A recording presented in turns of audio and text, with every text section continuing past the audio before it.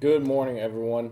Today we're going to be talking about a topic that is very near and dear to my heart because of how I grew up, the environment I grew up in, overall, just how I was raised, and how I believe that culture has ingrained in us certain things. And what that is men's mental health. That's what I want to talk about. The title of this video is going to be Hurt People, Hurt People. So, in this video, I'm just going to be discussing my experience growing up in the South, and I'm going to be discussing mental health. So, for me, growing up, and maybe this is like you, but I grew up in the South, and in the South, if you are male, you are not allowed to show emotion. So, if you fall down and get hurt, don't cry. If something happens to you emotionally, don't cry. You're not allowed to cry, and you're not allowed to really show any emotion. You're supposed to be very stoic. And that's something I saw my father do very well. I mean, he was extremely stoic. He never really had highs or lows. Most of the time, I guess, if he had lows, it was just he would get really angry. And that's something I picked up too, is anger. The thing about mental health is the fact of it's all in your head. And for me especially when I was growing up, is I was taught to compartmentalize things. So I kept everything very close to my chest. I did not let anyone in on what I was feeling, on how certain things affected me. I never let people in on my triumphs or my failures. I just lived in them by myself. And that was very detrimental to me as I got older because I was so angry. I wouldn't say I was a troubled youth or anything of that nature because when I was a teenager, I wasn't that. I didn't have these angry outbursts. I wasn't fighting people and doing all this stuff. But at the same time, I had all this resentment and different things building up inside of me. And for me, I've had mental health issues since I was probably 8. I wanted to, and this is something I'm very open with, and I've worked through, and I've been able to speak on certain stages about now, thankfully. But I've had suicidal thoughts since I was 8. And at 8 years old, I wrote a letter to my mom and put it on her door.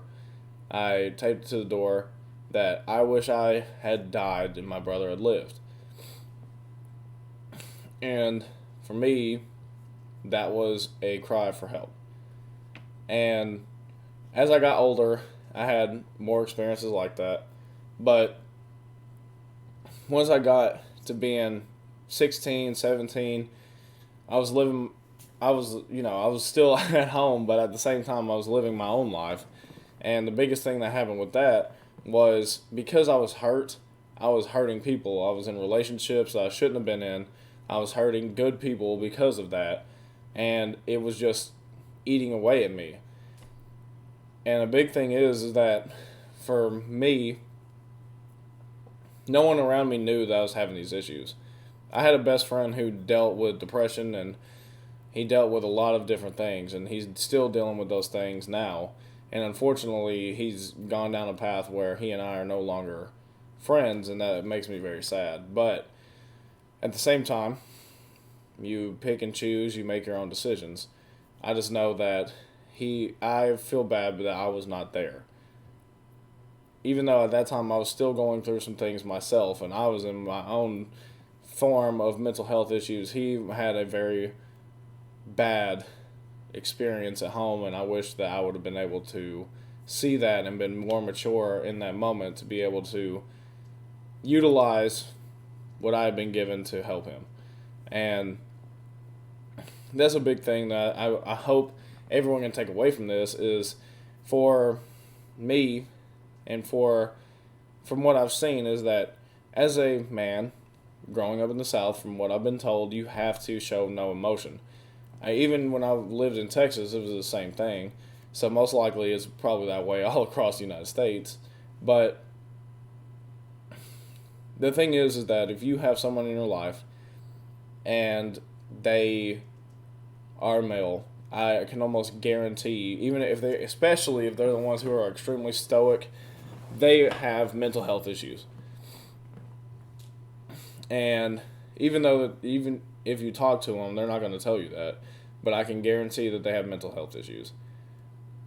They're the ones who are going to sit there and they're going to find a way to numb the pain. It is not, and to each their own. For certain people, they're going to sit there and, oh, I'm just going to drink a few beers after dinner and watch TV. That's numbing the pain. For some people, that's I'm going to play 3-4 hours of video games every day. That's numbing the pain. Unless you are getting paid to do that, then maybe it's not. Maybe it's just a job. I mean, there's multiple ways. I mean, then you've got the more destructive ways, which is drinking more than just a few beers and being an alcoholic. That's definitely numbing the pain. Doing drugs, definitely numbing the pain. Watching pornography, definitely numbing the pain. All of those things is very destructive, and that stems from something inside of you that there's something that happened at a younger age that just you haven't worked through yet, or maybe you're still working through those things. And the thing is for you, if you're watching this and you have a loved one who is experiencing these difficulties, that's completely okay. I understand, because I've experienced some of these things. I mean, I never did drugs and I was never an alcoholic. I don't drink. I never have. But I've had my own battles in my life, and that stems from my mental health issues. And the big thing is you just want to be able to help those people and let them know that you're there for them. Even if they just stoically act like it doesn't matter. If you genuinely come to them and say, hey, I don't know what you may be experiencing. I don't need to know. But if you decide that you want to talk to me, I want you to know that I am here for you. And they may look at you side-eyed, and you may get a look like, what are you talking about? But I know that that'll go a long way. I used to work, if you watch any of my videos, I used to work at a Fortune 100 company. I ran a team. At one time, it was a team of over 30 people. And I talked to all of them. And almost every single one of my team, which was all consisted of men, they all had mental health issues. That was my case study. Because I said, oh, I know I've got some. I wonder if everyone else has some too. And then I went and talked to them, and they had mental health issues as well. So, and that just, because I mean, this one guy, he'd been arrested multiple times. Looking back on it, he had a terrible childhood. He ended up going blind in both eyes. Legally, he went completely blind in one eye and legally blind in the other one. He was a really good guy, but he had a lot of things he was dealing with. So take it from me, especially if they're working in a very labor-intensive job or a very mental-intensive job, and they don't talk about what's going on. Man, this is what I'm experiencing. If they don't let you in on the highs, the middles, and the lows, then they are experiencing some kind of mental health issues. And I just don't want to see anyone lose somebody. And that it would be my goal. So, with my last minute, I really just implore you to take that time to spend time with those people nearest and dearest to you and really get to knowing them and loving on them, and hopefully they can open up and work through these things. That way they can live a more full life.